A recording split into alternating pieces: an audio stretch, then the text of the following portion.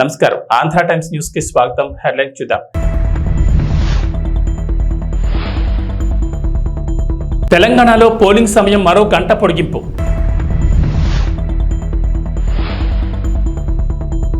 ఏపీలో మద్దతుగా ఎన్ఆర్ఐలు ప్రచారం.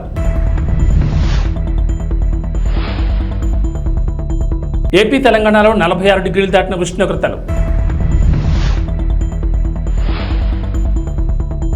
ఐపీఎల్లో 7 వికెట్ల తేడాతో చెన్నైపై పంజాబ్ విజయం. ప్రస్తుతం దేశంలో సార్వత్రిక ఎన్నికలు జరుగుతున్నాయి. మొత్తం 7 దశల్లో పోలింగ్ జరుగుతుండగా తెలుగు రాష్ట్రాల్లో 4 విడతల్లో ఎన్నికలు జరగనున్నాయి. మే 13వ తేదీన జరగనున్న తెలంగాణ లోక్సభ ఎన్నికల్లో పోలింగ్ సమయాన్ని కేంద్ర ఎన్నికల సంఘం పెంచింది. ప్రస్తుతం ఏప్రిల్ నెలలోని ఎండలు మండిపోతుండగా మే నెల మధ్య నాటికి ఇవి మరింత పెరగనున్న నేపథ్యంలో ఎన్నికల సంఘం ఈ నిర్ణయం తీసుకుంది. ఇప్పటికే తెలంగాణలో చాలా ప్రాంతాల్లో పగటి ఉష్ణోగ్రతలు 45 డిగ్రీలు 46 డిగ్రీలు దాటిపోయాయి. ధారెత్తిస్తున్న ఎండల నేపథ్యంలో ఓటు వేసేందుకు ప్రజలు పోలింగ్ బూత్లకు రావడానికి ఆసక్తి చూపరని, ఓటింగ్ శాతం తగ్గుతుందని భావించిన కేంద్ర ఎన్నికల సంఘం పోలింగ్ సమయం వైపుపై కీలక నిర్ణయం తీసుకుంది. అమెరికాలో ఉంటున్న పలువురు ఎన్ఆర్ఐలు ఈసారి జరుగుతున్న అసెంబ్లీ ఎన్నికల్లో ప్రత్యక్షంగానో పరోక్షంగానో తమ ఉనికిని చాటుకునేందుకు ప్రయత్నిస్తున్నారు. ఏపీ రాజకీయాలకు సంబంధించి పలువురు ఎన్ఆర్ఐలు ఇప్పటి వరకు తెరవెనుక పాత్ర పోషించేవారు. తమకు నచ్చిన రాజకీయ పార్టీలకు ఆర్థికంగా సహాయం చేస్తుండడం, విదేశాల్లో విరాళాలు సేకరించడం, సాంకేతిక సహాయం లాంటివి అందిస్తూ వస్తున్నారు. ఈసారి మాత్రం డైరెక్ట్ గా తాము మద్దతిస్తున్న పార్టీల తరపున అసెంబ్లీ బరిలో, లోక్సభ బరిలో నిలిచేందుకు ప్రయత్నిస్తున్నారు. మరోవైపు వైసీపీ, టీడీపీలు కూడా గెలుపుకు ప్రాధాన్యం ఇస్తూ ప్రజల్లోకి దూసుకువెళ్తున్న ఎన్ఆర్ఐలను తమ గెలుపు కోసం ఉపయోగించుకుంటున్నాయి. తెలుగుదేశం పార్టీ ఒక అడుగు ముందుకు వేసి ఇప్పటికే విడుదల చేసిన తొలి జాబితాలో 2 ఎన్ఆర్ఐలకు టికెట్లు ఇస్తున్నట్లు ప్రకటించింది. కాగా వైసీపీ తరపున 4 టికెట్లు ఆశిస్తున్నట్లు వార్త. అలాగే జనసేన నుంచి కూడా ప్రయత్నాలు సాగుతున్నాయి. వార్తలు ఉన్నప్పటికీ ఈ విషయమై స్పష్టత రాలేదు. తెలుగు రాష్ట్రాల్లో భానుడి భగభగలు కొనసాగుతున్నాయి. గతంలో ఎన్నడూ లేని విధంగా రికార్డు ఉష్ణోగ్రతలు నమోదవుతున్నాయి. పలు జిల్లాలు నిప్పును కొలిమిని తలపిస్తున్నాయి. ఎన్నడూ లేనంతగా రికార్డు స్థాయిలో గరిష్ట ఉష్ణోగ్రతలు నమోదవుతున్నాయి. ఇప్పటికే 46 డిగ్రీలు దాటిన ఉష్ణోగ్రతలు మరో 4 రోజుల్లో 49కి చేరొచ్చని వాతావరణ శాఖ అధికారులు అంచనా వేస్తున్నారు. ఈ నెలాఖరు వరకు వడగాల్పుల తీవ్రత కొనసాగుతుందని హెచ్చరిస్తున్నారు. రికార్డు స్థాయిలో ఏపీలో ఎండలు రికార్డు స్థాయిలో నమోదవుతున్నాయి. రోజు రోజుకి ఉష్ణోగ్రతలు పెరిగిపోతుండటంతో ప్రజలు బెంబేలెత్తిపోతున్నారు. మధ్యాహ్నం బయటకు రావాలంటే జంకిపోతున్నారు. బుధవారం పల్నాడు జిల్లా కొప్పనూరులో అత్యధికంగా 46.2 డిగ్రీల సెల్సియస్ ఉష్ణోగ్రత నమోదైంది. తిరుపతి జిల్లాలోని మంగనెల్లూరులో 46, ఎన్టీఆర్ జిల్లా చిల్లకరలో 45.8 డిగ్రీలు, నంద్యాల జిల్లా బనగానపల్లి, నెల్లూరు జిల్లా మరిపాడులో 45.7 డిగ్రీల ఉష్ణోగ్రతలు ప్రజలకు ఆందోళన గురి చేస్తున్నాయి. దక్షిణ చైనాలోని వాంగ్డాంగ్ రాష్ట్రంలో బుధవారం ఓ హైవే రోడ్లో కొంత భాగం కుప్పకూలిపోవడంతో 19 మంది మృతి చెందారు. స్థానిక మీడియా తెలిపిన వివరాల ప్రకారం వాంగ్డాంగ్ ప్రావిన్స్ లోని మీజౌ, డాబు కౌంటీ నగరాల మధ్య ఉన్న రోడ్లో కొంత భాగం బుధవారం తెల్లవారుజామున 2 గంటల 10 నిమిషాల ప్రాంతంలో కూలిపోయింది. ఈ ప్రమాదంలో రోడ్డుపై ప్రయాణిస్తున్న 18 వాహనాల్లోని 49 మంది ప్రయాణికులు తీవ్రంగా గాయపడ్డారు. స్థానికులు, అధికారులు వెంటనే స్పందించి దాదాపు 500 మంది సిబ్బందితో రెస్క్యూ ఆపరేషన్ నిర్వహించారు. ప్రపంచంలోని most successful movie series Harry పోటర్లోని అందమైన కోట గుర్తుందా? అదేనండి, మ్యాజికల్ స్కూల్. అచ్చం అలాంటి భవనమే ఉక్రెయిన్లోని ఒడిస్సా నగరంలో ఉంది. ఇప్పుడు అది రష్యా ఉక్రెయిన్ యుద్ధంలో భాగంగా ధ్వంసమైంది. ఉక్రెయిన్లో ఉన్న అత్యంత సుందర భవనాల్లో ఒకటైన ఈ విద్యా సంస్థ భవనంపై రష్యా క్షిపణితో దాడి చేసింది. ఈ దాడి జరిగిన వెంటనే అధికారులు సంఘటనా స్థలానికి చేరుకుని సహాయక చర్యలు చేపట్టారు.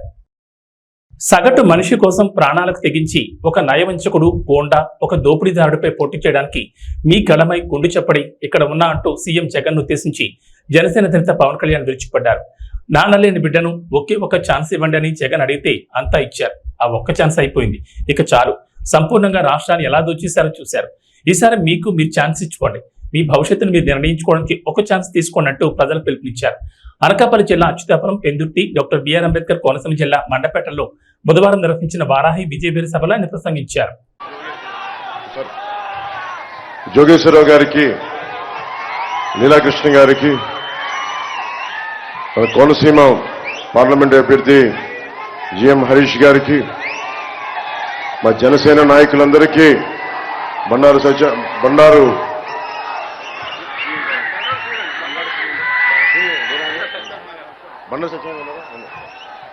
సత్యానంద్ గారి, బండారు శ్రీనివాస్ గారికి, ప్రతి ఒక్కరికి పేరు పేరున నా హృదయపూర్వక నమస్కారాలు. నాకు మండపేట చాలా గుండెలో చాలా పదిలమైన స్థానం. నాకు మండపేట నియోజకవర్గం.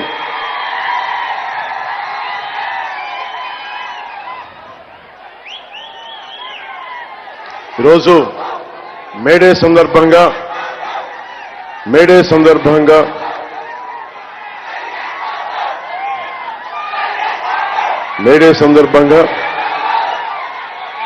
కార్మికులకి, భవన నిర్మాణ కార్మికులకి, అసంఘటిత కార్మికులకి, సంఘటిత కార్మికులకి, అన్నం పెట్టే రైతాంగానికి, కష్టపడే ప్రతి ఒక్కరికి మేడే శుభాకాంక్షలు. నివర్ తుఫాన్ నుంచి మొన్న తుఫాన్ల దాకా దాదాపు లక్షల ఎకరాల్లో నష్టం వచ్చిన రైతాంగానికి, గిట్టుబాటు ధర లేని రైతాంగానికి, మద్దతు ధర లేని రైతాంగానికి మీరు పడుతున్న బాధలు నేను 2 సార్లు నన్ను మండపేట రప్పించినాయి. 50 మంది, ముఖ్యంగా మండపేటలో 50 మంది కౌలు రైతులకి తల 1 లక్ష రూపాయల చొప్పున నేను పోయినసారి సభలో ఇచ్చాను. నేను అది మీకు గుర్తు చేస్తా ఉన్నాను. ఈ మేడే సందర్భంగా ఒకటే తెలియజేసుకున్నా, అన్నం పెట్టే రైతు లేకపోతే మనం లేం. మన కోసం ఒళ్ళు వంచి చేసే శ్రామికులకి వాళ్ళు లేకపోతే సమాజం లేదు. మేడే సందర్భంగా నేను వారందరికీ ప్రత్యేక ధన్యవాదాలు తెలుపుకుంటూ, ప్రత్యేక మనకు శుభాకాంక్షలు తెలియజేసుకుంటూ, నాకు ఇష్టమైన కవి శేషేంద్ర గారు చెప్పింది మీకు ఒకసారి గుర్తు చేస్తున్నాను. నేను భూములు ఎందుకు దున్నుతున్నానో తెలియదు, డ్యాములు ఎందుకు కడుతున్నానో తెలియదు, నా బ్రతుకొక సున్నా కానీ నడుస్తున్నా. చెట్టుగా ఉంటే కనీసం ఏడాదికి ఒక వసంతమన్నా దక్కేది. మనిషినై అన్ని వసంతాలు కోల్పోయానని చెప్పి ఒక శ్రామికుడు, ఒక కర్షకుడు కోసం రాసిన ఈ పంక్తులు, ఈ కవితా పంక్తులు నేను మీతో పంచుకున్నాను ఈ మేడే సందర్భంగా.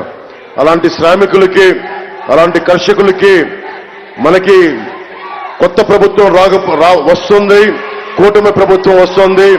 జనసేన, టీడీపీ, భారతీయ జనతా పార్టీ కూటమి ప్రభుత్వం వస్తుంది.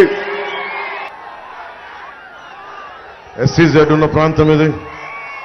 వేలాది మంది కార్మికులు, చాలా మందికి ఉపాధికి కల్పిస్తున్న ఎస్సీజెడ్ ఇది. అనేక పరిశ్రమలు, మీకు కార్మికులందరికీ, ఉత్తరాంధ్ర కర్షకులకి, రైతాంగానికి, ఆ మేడల పైన అక్కడి నుంచి చేతులు ఊపుతున్న భవన నిర్మాణ కార్మికులందరికీ, ప్రతి ఒక్కరికి, కష్టపడే ప్రతి ఒక్కరికి మేడే శుభాకాంక్షలు.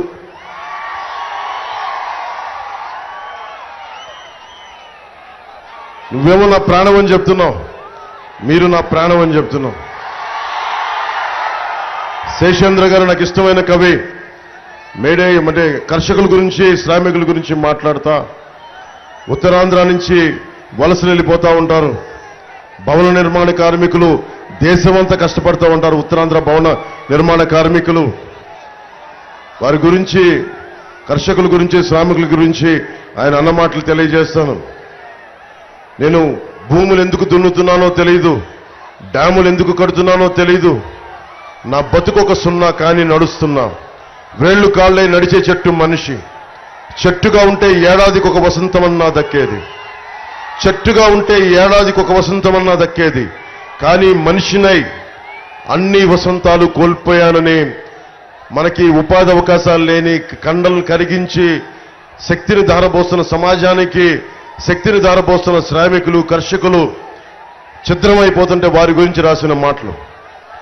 వారి అందరికీ నేను అచ్యుతాపురం జంక్షన్ నుంచి రాష్ట్రం మొత్తం కార్మికులకి, కర్షకులకి, కష్టపడే ప్రతి ఒక్కరికి మేడే శుభాకాంక్షలు తెలియజేసుకుంటున్నాను.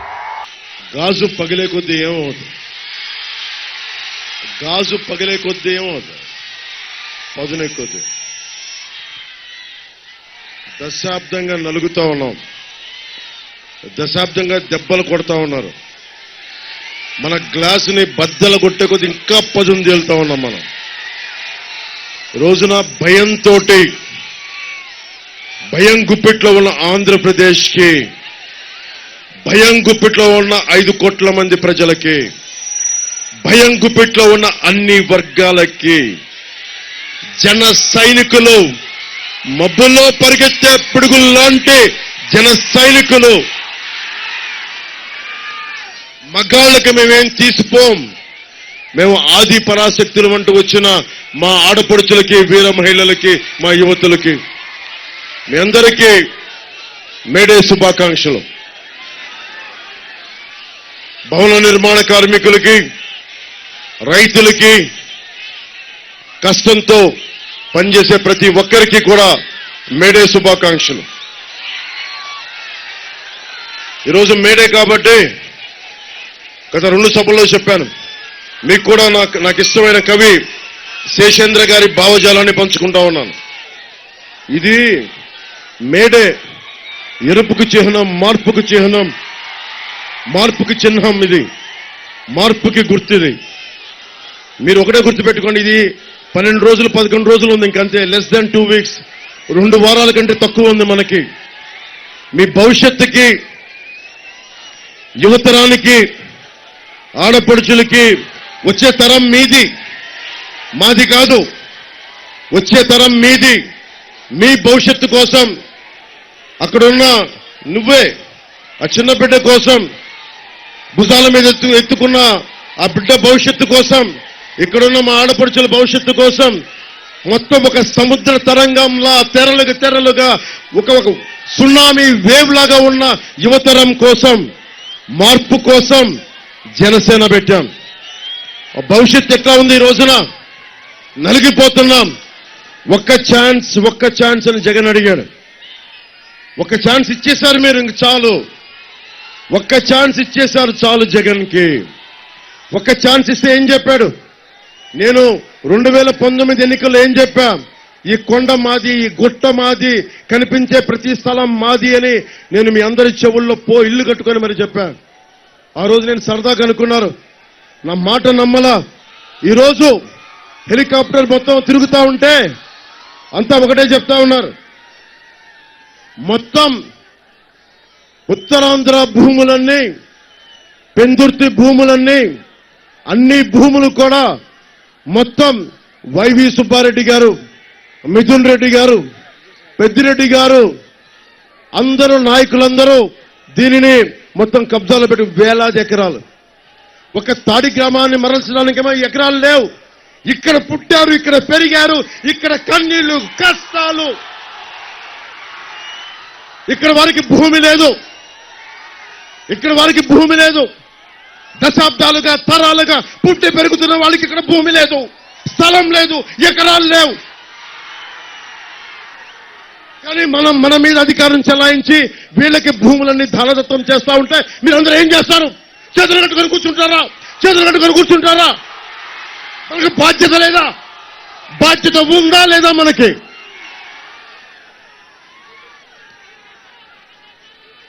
వైసీపీ ప్రభుత్వం 3 కబ్జాలు 6 సెటిల్మెంట్లతో ఉంది. వైసీపీ ప్రభుత్వం 3 కబ్జాలు 6 సెటిల్మెంట్లు.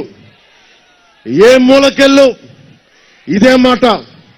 అన్న మా ఆస్తులు దోచేశారన్నా, జనవాణి కార్యక్రమంకి వెళ్తే మా పంచగ్రామాల సమస్య కుదరదు కానీ, ఇన్ని వేల మంది పనున్న పంచగ్రామాలకి కుదరదు కానీ, సింహాద్రి అప్పన్న భూములు మట్టుకు ప్రైవేట్ వ్యక్తులకి దానదత్తం చేస్తారు.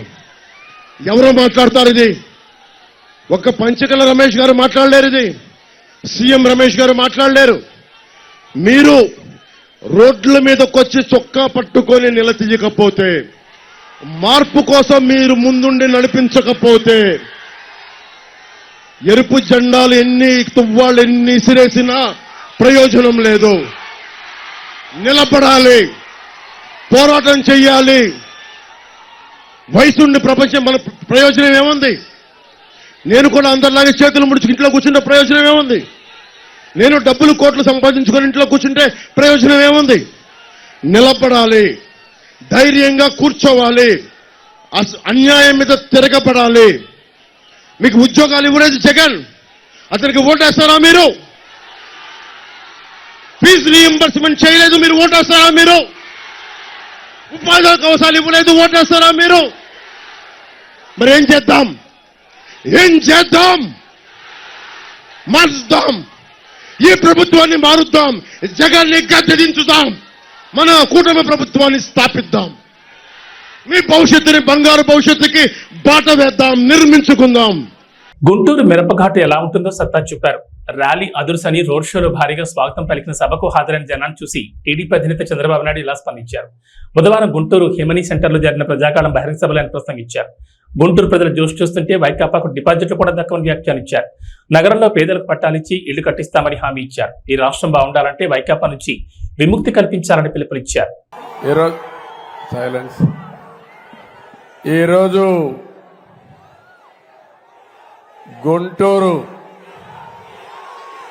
గుంటూరు మిరప ఏంటో మీ సత్తా ఏంటో చూపించారు, అవునా కాదా అని అడుగుతున్నా. ఈరోజు గుంటూరు ర్యాలీ అదర్స్ మనుషులు వస్తారు కానీ మీ జోష్ చూస్తే మాత్రం ఇప్పటి కూడా నాకు అర్థం కాలేదు ఎక్కడి నుంచి వచ్చింది ఈ జోష్ అని. తమిళలో 5 సంవత్సరాల్లో మీ అందరూ పడిన బాధలు, మీ ఇబ్బందులు, భవిష్యత్తు మీద ఉండే మీ బెంగ అన్ని కలిపి ఈరోజు పిల్ల జల్లా అందరూ కూడా రోడ్డు మీదకి వచ్చేశారు. నా జీవితంలో ఎప్పుడు చూడలేదు చిన్న పిల్లలు వాళ్ళకి ఎల్లో బట్టలేసి తండ్రి భుజాల మీద ఎక్కించుకొని ఒక జెండా కూడా ఇచ్చి ఊపుతూ చంద్రన్న ఈ బిడ్డల బాధ్యత మీదే అని అన్నప్పుడు ఆ నమ్మకానికి నా జీవితం ధన్యమైపోయింది. ఏ నాయకుడైనా బతికేది నమ్మకం కోసమే బతుకుతాం, అవునా కాదా అని మిమ్మల్ని అడుగుతున్నా. ఏదైనా సంపాదించచ్చు కానీ నమ్మకాన్ని పోతే ఆ నాయకుడు మళ్లీ మనుగడ సాధించలేరు. యువత చూశాను ఈరోజు మీ యొక్క ఉత్సాహం చూస్తా ఉంటే ఆకాశానికి ఎగురుతున్నారు మీరందరూ. ఇకపోతే మా ఆడబిడ్డలు చూశాను, మగవాళ్లేనా మేమేం తక్కువ అని ఆడబిడ్డలైతే రోడ్డు మీదకి వచ్చిన విధానం చూస్తే జెండా పెట్టుకుని మగవారితో సమానంగా పోటీ పడి నడిచారంటే నాకు అనిపిస్తుంది చూసిన తర్వాత ఈ సైకో పార్టీకి డిపాజిట్లు కూడా రావు.